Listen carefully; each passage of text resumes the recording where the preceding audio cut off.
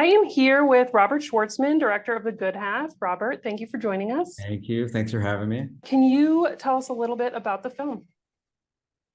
Yeah. Well, it's coming out in theaters this July on the 23rd and 25th. And it's exciting. It's been a journey. You know, making a movie is it's like obviously everyone has their own experiences with how they put something together, but we have a movie centered around a character that's a writer who's a very internal kind of a character who you're kind of wondering about. Is he in denial? Is he feeling anger? What are those phases of grief that we experience? So there's a heaviness and a weight to it that when I read it, it really was written from a very honest place, but he wrote about loss in a way that was relatable, but also heightened to be something that we could turn into a story made into a film. So it was written for the screen, but with emotional depth and relatable hooks of what loss can be for families. How did you balance the humor in this film with such a serious subject matter? So it's really like when you tell a story like this that has such weight, but also such levity, you have to find that balance of like heart and comedy, which I think for me are like my favorite movies that make you cry and make you laugh, throughout the film. This is really an opportunity to make something that can be very powerful and meaningful to people. So that comes with the responsibility of how to like take care of that story so it means something to the audience. And it was at that time just a really great script, funny in all the right ways, but also not enough to overshadow the heart and the what really loss, being respectful of what loss means to people. How do we tell something that pays respect to this material that was based loosely on real people's experiences, but also can be relatable for people that have experienced grief and loss in their own way, with emotional depth and relatable hooks of what loss can be for families? That was really what brought me in. So I lost my father years ago to cancer, and I was very young when he passed away. So my own experience of loss was through the eyes of someone who's very young, kind of figuring out, when you're 11 years old, you don't really know what life is. This film has a pretty amazing cast. Brittany Snow plays his sister, and I love their dynamic together. And then Matt Walsh plays their father.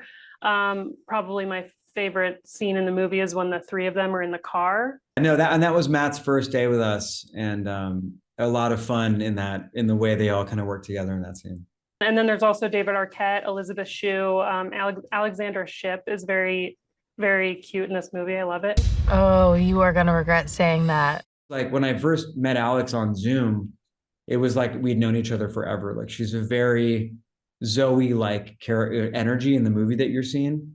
Like so easy to connect to, like really brings you in. Yeah, Nick came in for Renn. He really has never led a movie. It's his first leading role in a feature, if you can believe that. Brittany Snow, we've never worked together, but like she liked other movies I'd made in the past, and we were always trying to find something together. David Arquette, we met as a working relationship on this movie. And Matt Walsh, I've known. We did a movie, The Lexi, together. Can you talk about a little bit more about your relationship with Nick Jonas? Where did you guys meet? We've known each other for, I think it's like, if you do the math, I think it's like 17 years or something crazy. Like we're going on 2 decades. Like I started this band called Rooney. We made this album with this music producer named John Fields, who's a very talented producer. John had just started working with Nick and the Jonas Brothers, and they liked Rooney. And then I guess they were going out and they kind of blew up and did this huge like arena tour out of nowhere. It was like, oh my God, they're like becoming this sensation.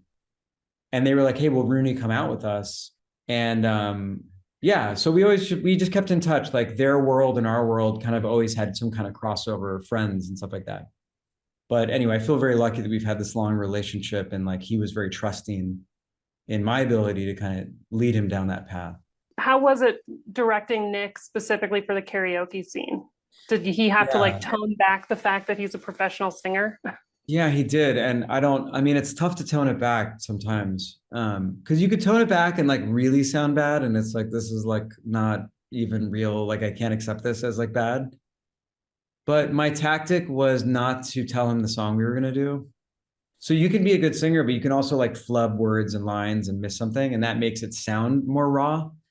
So we had a screen there. We had playback with actual karaoke words timed to the music. So we had a reference point for him to read along to. he knew the song. It's a famous song, but he just didn't know what it was up until like very close to shooting it. My tactic was like, I didn't tell him. Alex and I went through a couple options and she picked Pretty Poison, Catch Me I'm Falling, which I love that song so much. And she was great. And she's not a professional singer, but like she kind of really brought it with real passion, the way you would karaoke style. So with someone like you has a very versatile career, I personally, like most people, I saw you for the first time in Princess Diaries. Oh, are you guys playing? Rehearsing some new things.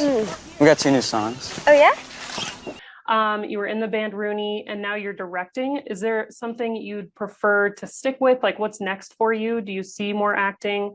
Do you see yourself in the Princess Diaries 3 that is rumored to be happening? I think just the way my brain works is just, I just end up like doing things that I love or sound exciting. Like, like it might sound funny, but it's like the idea of opening a restaurant sounds really fun to me, or a coffee shop. Like, I'm not like tunnel vision-y with like the things I choose to do. Like I'm going to do this. Now I'm going to do that. Like, I don't know if one door closes and one door opens in my mind. Princess Diaries 3 rumored to be happening. Like I'll stand by and wait as you will. See what they're going to do. But yeah, of course, like if they want to go make another movie, I feel like I was lucky that I got to be a part of this movie that like was really impactful and like meant a lot to people. Shut up! No, it would be fun. It would be pretty wild after all these years to get to like go back and work with all that same team. And you feel like you're at home, when you're with people that you shared an experience with. That was so important. I mean, the ultimate thing eventually will be to do something that I like direct and act in. I've never done that. And it's like terrifying, but like I would like to, it's a challenge I would like to like throw myself into. Yeah, listen, I'm waiting for Princess Diaries 3, but I'm also waiting for your restaurant to open up. Yeah, so. exactly. Yeah, exactly.